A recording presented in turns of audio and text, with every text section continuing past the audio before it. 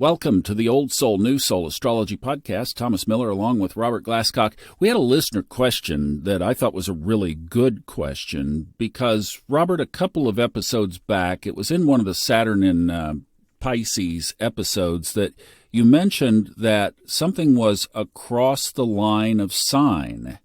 And ironically, if you go on Google and you search up, or you just search up the line of sign in astrology, you don't get anything. So, I'm glad that you are here to give us the oracle definition of what is across the line of sign. Well, you've just touched on one of my pet peeves. I learned this when I first started astrology. It's amazing to me how today you go online and you don't see anything about this. There's some other things you don't see anything about. To me, that are, for example, converse solar arcs, you don't see anything about, and yet they're just like converse progressions. So this does touch a nerve with me. Aspects that are across the line of sign. Here's what that means. Let's say you have two planets in square. They are 91 degrees apart. So that's a square aspect. But one of the planets is at 29 Aries. And the other planet, 91 degrees away, is at 1 degree Leo. They are still in square, but the elements are both fire signs. And so the elements harmonize. Normally in a square aspect, you've got conflicting elements. One will be in a fire sign, the other will be in a water sign. For example, if you have a planet at 15 Aries that squares a planet at 15 Cancer, you've got fire and water, and that square is a more difficult and conflicting square than if you have a square across the line of sign, which would be, as I just mentioned, a planet at 29 Aries square a planet at 1 degree Leo. Still a square, but the elements are in harmony. They're both fire signs. So it is a different kind of square. It has less of the conflicting elements. In fact, it's got an emphasis on whatever the element is across the line, in this case, both fire signs. So you can take that into account when you're interpreting those different kinds of squares across the line of sign. The other point I do want to make, in horary astrology, all of the planets are allowed to move the full span of the sign that they are in to make an aspect, but they are not allowed to move out of the sign that they're in. This is all symbolic in horary astrology. So for those taking the course, for example, with astrology, that's mentioned. In fact, it's emphasized in the course. But that's what across the line of sign means. Conversely, you could say that a trine that goes across the line of sign could be more tense. Yes, indeed. Very good point.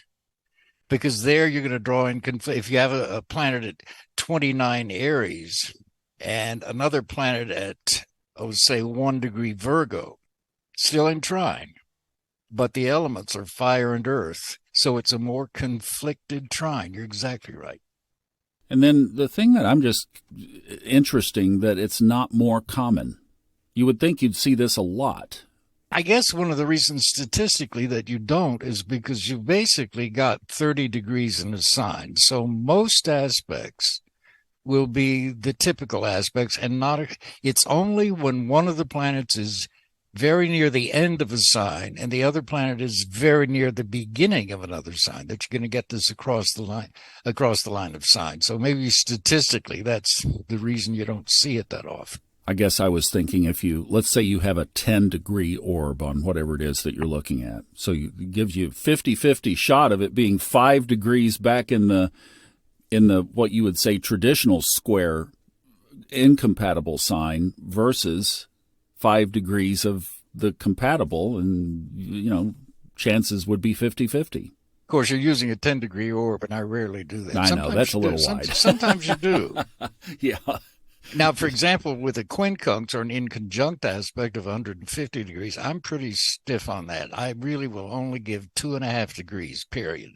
Because otherwise you're going to find you certainly don't give a 5 or 6 degree orb to an inconjunct. Yeah. So it depends. Sometimes I'll make a leeway. I'll see a sextile that's maybe 9 degrees apart.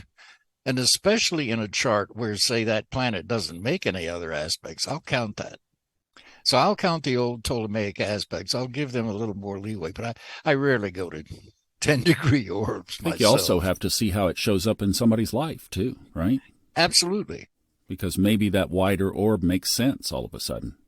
And two, I'm a big believer. It's there. And if, to me, the whole point of astrology is to make you conscious of yourself and what you've got and what you need to work on and so on. So if it's there and it's 10 degrees apart, if you make yourself conscious of it as a student of astrology, or if you're reading for clients, you've got a pretty wide sextile here, but be aware of this because you can make something of this. Even though technically it may not be within orb, you can still begin to incorporate it in understanding the horoscope. Yeah, exactly.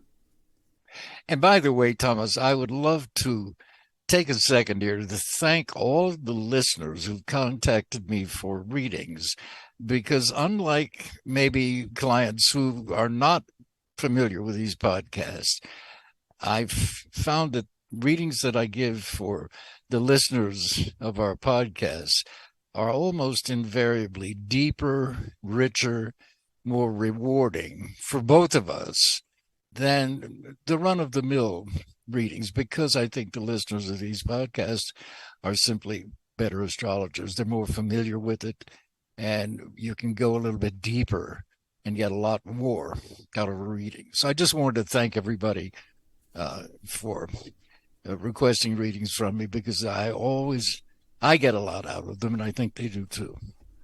You left one out. They're better looking too. Well, if you saw me, you would know I really don't have any room to talk about looks, so I don't care. They're smarter and better looking. All right. Well, thank you for that great message. And we thank you for the readings and everything you're bringing and how we're bringing this up and out so it is memorialized for eons and ages to come.